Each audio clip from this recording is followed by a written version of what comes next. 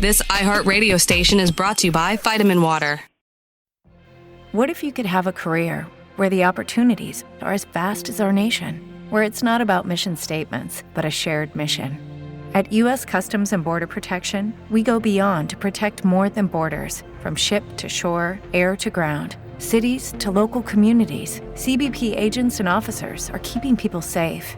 Join U.S. Customs and Border Protection and go beyond for something far greater than yourself. Learn more at cbp.gov/careers. Bienvenue à vous qui avez décidé de nous écouter et de prendre part à ce nouveau voyage de l'esprit.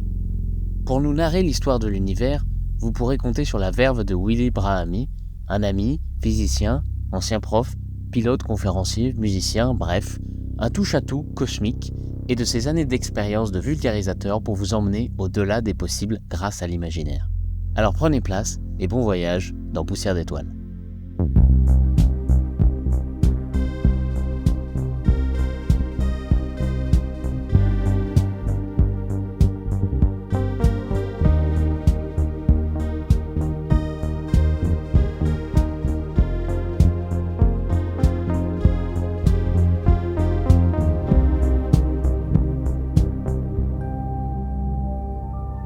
Bonjour Maxence, bonjour tout le monde.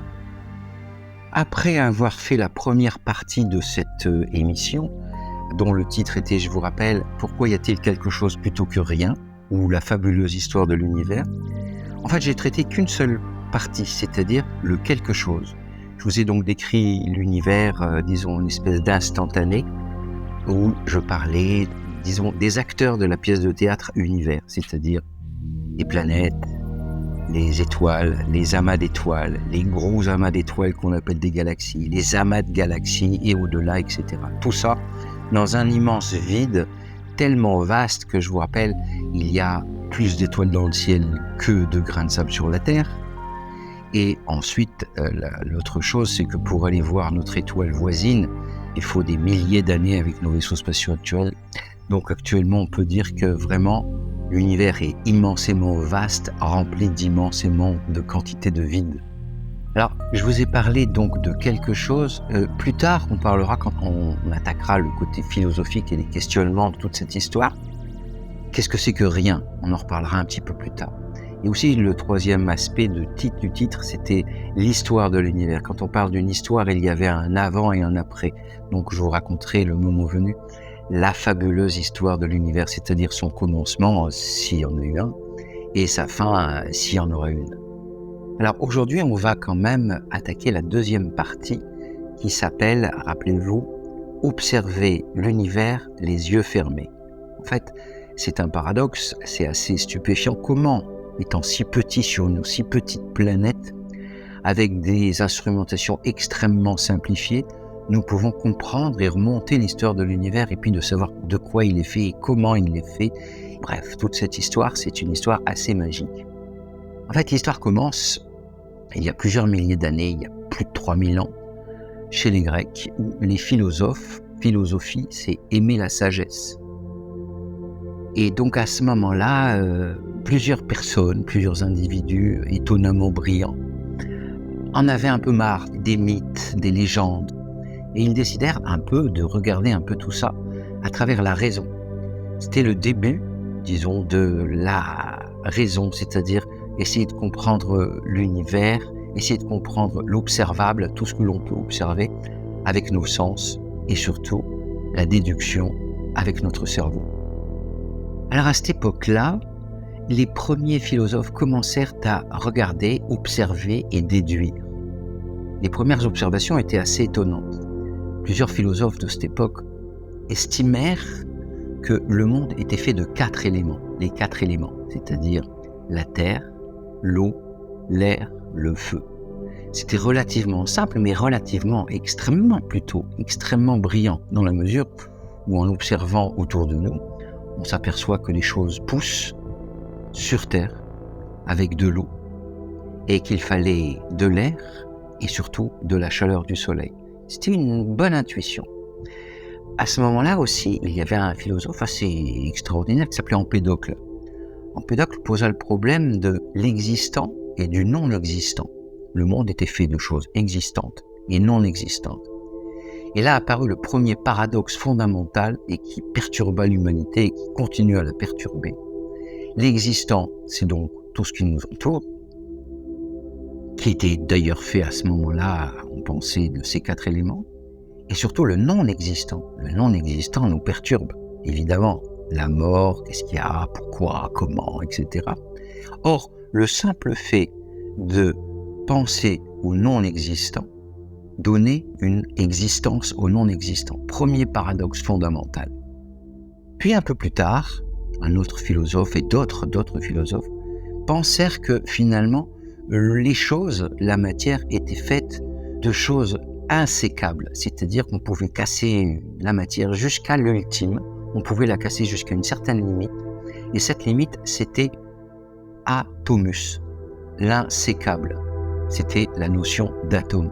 C'était extrêmement brillant à ce moment-là. Cette idée fut reprise plusieurs siècles plus tard, puis améliorée, puis on en reparlera. Et un peu plus tard, dans les mêmes périodes, Aristote rajouta un 5e élément. Donc, la terre, l'eau, l'air, le feu, et le 5e élément, c'était, il l'a appelé la quintessence, le 5e élément. Vous vous rappelez du film?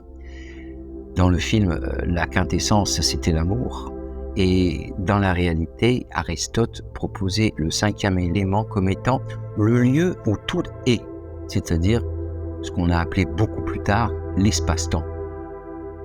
Donc c'était extrêmement extraordinaire de déjà, il y a 3000 ans, d'essayer de clarifier un petit peu la notion de quoi sont faites les choses qui nous entourent, et nous-mêmes d'ailleurs. Mais dans la théorie d'Aristote, on était dans une théorie géocentrique, c'est-à-dire qu'au centre de tout ça, il y avait la Terre. La Terre, puis au-delà, l'eau, puis l'air, puis le feu, l'endroit où se trouvait le soleil, les planètes, toutes les planètes qui ont des noms de Dieu à ce moment-là. Puis au-delà, il y avait ce qu'il estimait être le lieu où était le moteur de tout ça. Enfin, tout ça c'est relativement simplifié et vulgarisé, disons. Mais c'était assez étonnant de se servir de son cerveau et des déductions logiques pour appréhender la réalité. Puis, au niveau du Moyen-Âge, déjà c'était très, très bien accepté dans la mesure où géocentrisme voulait dire que la Terre était au centre de l'univers et c'était l'image parfaite du dogme religieux qui estimait que l'homme était le centre, était ce qu'il y avait de plus beau, ce qu'il y avait de plus fort. Puis, il fallait pas sortir trop de ce dogme parce que plusieurs personnes qui essayaient encore d'utiliser la raison et l'intelligence, en étant contre ce dogme, avaient des ennuis sérieux. Sans rentrer dans les détails, vous en avez peut-être entendu parler. Puis plus tard, on démontra définitivement que la Terre n'était plus au centre de l'univers. Le Soleil était au centre, les planètes tournaient autour. On était bloqués là, déjà, c'était pas mal. Donc, on perdait notre place de supériorité. Puis bien plus tard, grâce aux travaux de mathématiciens et physiciens, on découvrit que loin de là, comme je vous l'ai expliqué l'autre fois, que la Terre n'était pas au centre, le Soleil n'était pas au centre. Le Soleil était une étoile parfaitement banale qui tournait autour d'une galaxie parfaitement banale dans un endroit perdu de cette galaxie, entouré de milliards et de milliards d'autres galaxies. Donc là, soudainement, notre position anthropocentrique a perdu de sa valeur. Donc en fait, observer l'univers les yeux fermés, ça veut dire utiliser son cerveau et l'observation. Parmi les grands qui utilisèrent leur cerveau pour essayer de démontrer, car pour essayer d'arriver à une vérité, il faut que cette vérité soit démontrée, qu'elle ne soit pas un dogme imposé par des penseurs, des puissants. Donc démontrer, ça a été, disons, la première avancée vers la recherche de la vérité. Parmi les grands, bien sûr, vous avez tous entendu parler de Newton qui décrivait d'une façon relativement simple mathématiquement, enfin relativement simple dans certains cas, mais extrêmement compliqué dans d'autres, toutes les observations que l'on pouvait faire de toutes les planètes qui tournaient autour du Soleil. Les prévisions de sa théorie étaient pratiquement parfaites. Donc sa théorie avait de très fortes chances d'être, disons, très très proche d'une certaine vérité, de la vérité de la réalité. Pour vous donner un exemple de la finesse de cette théorie et des prédictions qu'elle pouvait faire. Évidemment, on pouvait parfaitement connaître les positions des planètes à n'importe quelle date du futur ou du passé, mais par exemple, une des informations les plus étonnantes, c'est que les horaires de marée sont calculés grâce à cette théorie, la théorie de Newton, et on est capable de prévoir l'horaire des marées sur la planète entière pour des milliers d'années qui viennent. Donc, cette théorie était relativement incroyable. Donc, avec cette théorie, on pouvait prévoir. Chose qu'on ne peut pas faire avec un dogme, puisqu'à chaque fois, les observations ne correspondaient pas toujours aux idées, disons, préconçues. De nombreux physiciens améliorèrent cette théorie en poussant un petit peu plus les calculs pour essayer de comprendre les petites perturbations que l'on pouvait voir dans les trajectoires des planètes, des choses comme ça. Donc, on améliorait sans arrêt, grâce à des mathématiques élaborées, au moins d'essayer de comprendre ce qui se passait autour de nous, dans notre environnement le plus proche, c'est-à-dire dans le système solaire. Et Halley, par exemple, avec sa comète, prédit le retour de cette comète, mais vraiment quasiment, si je peux me permettre, à heure fixe. C'était donc le succès de la théorie par rapport au mythe et par rapport au dogme. Puis, peu à peu, en observant, d'abord on commençait par observer et essayer de comprendre après, de mathématiser, c'est-à-dire d'essayer de trouver des lois qui permettaient de prévoir. Donc, on s'approchait grâce à ces lois qui étaient découvertes a posteriori, c'est-à-dire on observait et on trouvait des lois. Et on regardait, ça marchait, super, donc la théorie avait l'air pas mal, mais après l'observation. Mais en fouillant toutes ces théories peu à peu, le cerveau humain, en rentrant dans les détails de ces théories extraordinaires, en fouillant ces théories, disons, avec plus d'acuité, on arrivait à prévoir certains phénomènes qui n'étaient pas encore observés. Ça, c'était encore une nouveauté. Donc, je vous rappelle, l'observation, on essayait de l'adapter avec les théories. En fouillant la théorie, on prévoyait de certaines observations qui n'avaient jamais été faites. Par exemple, en prenant un exemple relativement simple, on découvrit que la planète Mercure, la première planète qui tourne autour du Soleil, elle tournait d'une façon relativement bien prédite par les lois de la gravité de Newton, mais le plan de cette orbite ne tournait pas tout à fait rond. Le plan était un petit peu oscillant sur un tout petit angle. Et la finesse de l'observation à ces époques-là était telle qu'on observait 17 secondes d'arc. Alors je vous rappelle qu'une seconde d'arc, c'est un 3600e de degré, c'est-à-dire c'est infime. L'observation montrait qu'il existait une petite déviation de 17 secondes d'arc par siècle. C'est-à-dire qu'il fallait que les observations soient très fines. Et les calculs, qui étaient puissants et extrêmement élaborés, prédisaient un petit écart angulaire d'une 40aine de secondes d'arc, ce qui était relativement infime par rapport à l'observation. Bon, on a laissé tomber, on a dit « c'est rien du tout, c'est peut-être l'observation », puis c'est tellement insignifiant que finalement, on laisse tomber. Et finalement, un petit peu plus tard, au début du siècle, un mathématicien physicien de génie, Albert Einstein évidemment, grâce à une théorie complètement nouvelle qui ne détrônait pas la gravitation de Newton, mais qui l'améliorait dans un certain sens. Et là, elle prédit exactement la 40aine de secondes d'arc qui était observée. Donc là, d'un seul coup, c'était un succès phénoménal. Là, évidemment, pour en parler un tout petit peu, la relativité générale par rapport à la gravitation de Newton était un petit peu différente. Le problème, c'était justement ce fameux 5e élément, c'est-à-dire l'espace-temps. L'espace, et on l'a toujours pensé comme étant un lieu, disons, perpétuel, permanent. L'espace entre les choses, c'était quelque chose de inaccessible et permanent. C'était un lieu où les objets étaient. Einstein démontra que non, justement, cet espace était dynamique, c'est-à-dire il était malléable, c'est-à-dire qu'on pouvait le tordre et éventuellement l'étirer. Et il démontra mathématiquement, uniquement mathématiquement, sans observation particulière, que cet espace-temps était le lieu où tout était et que ce lieu était dynamique, on pouvait le tordre.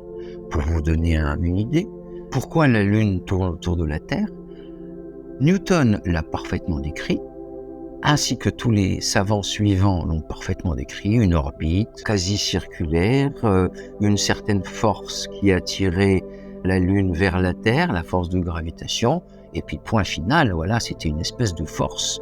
Mais bon, il est vrai que c'était extrêmement difficile d'imaginer une force à ce moment-là.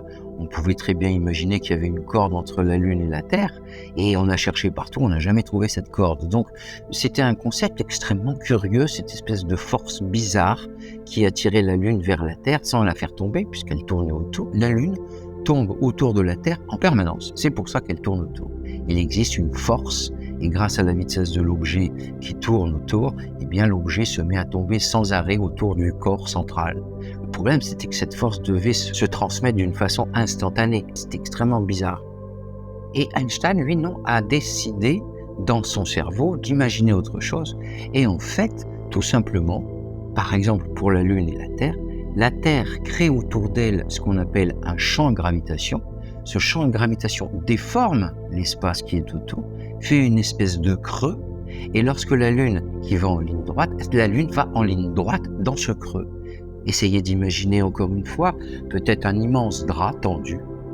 Si vous faites rouler une petite bille sans frottement, elle va rouler d'une façon définitivement droite et sans arrêt. Si vous mettez une espèce de boule de pétanque au milieu, il va y avoir une déformation du drap élastique, et la petite boule va suivre la déformation de l'espace. Donc Einstein pensait que la matière courbait l'espace. Tout ça, je vous le rappelle, assis au bord d'une table sur un bout de papier. C'est-à-dire, il observe l'univers les yeux fermés comme tous les autres savants. Et bien sûr, là encore, c'était une théorie, il fallait la soumettre à l'observation. Et de nombreuses expériences ont été faites et évidemment permirent de révéler que la relativité générale, c'était une théorie absolument extraordinaire de conception, de choses complètement dingues, où non seulement l'espace était déformé, mais le temps aussi. Je vous rappelle, tout ça, observer l'univers les yeux fermés, c'est-à-dire que ce ne soit que des déductions logiques du cerveau. Donc les mathématiques furent évidemment un outil absolument fondamental pour essayer de comprendre le monde qui nous entoure. Les mathématiques, tout simplement, c'est un outil, c'est un jeu, et hélas, relativement mal enseigné parce qu'on l'utilise beaucoup plus actuellement pour essayer de sélectionner les gens, pour voir ceux qui ont l'esprit beaucoup plus puissant et rapide en déduction, pour faire marcher la société, la planète, etc.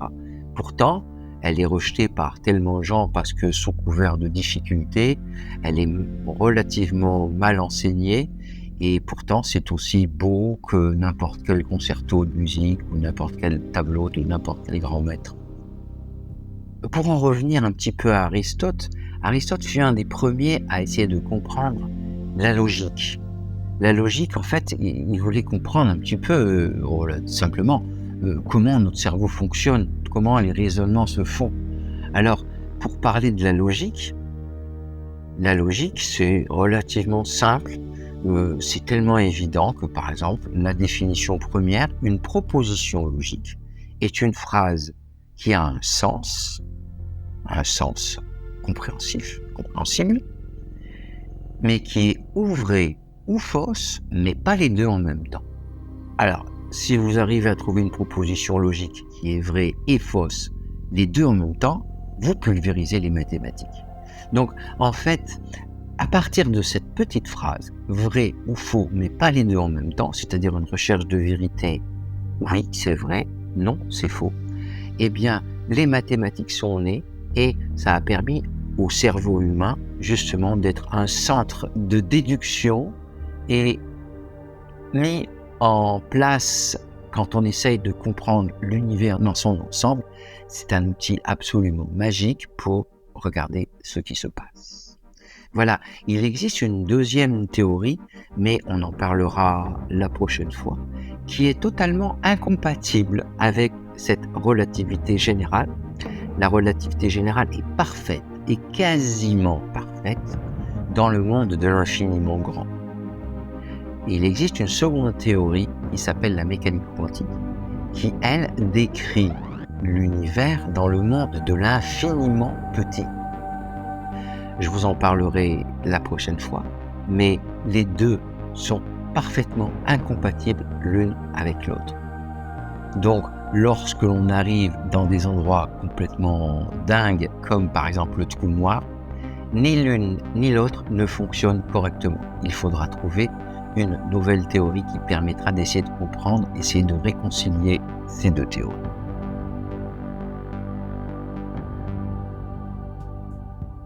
Ce voyage vous a plu? Alors n'hésitez pas à partager ce podcast et à en parler autour de vous. Et puis, si ça vous a vraiment plu, laissez une review, un commentaire, ça nous fera, à moi et à Willy, très très plaisir. En attendant le prochain épisode, vous pouvez aller voir tous les autres podcasts de Replay Media, et vous verrez, on y apprend plein d'autres choses. Vous pouvez aussi suivre Replay Media sur les réseaux sociaux pour être au courant de l'actualité et de la sortie de chaque émission. On a hâte de vous retrouver dans un mois pour un prochain épisode de Poussière d'étoiles.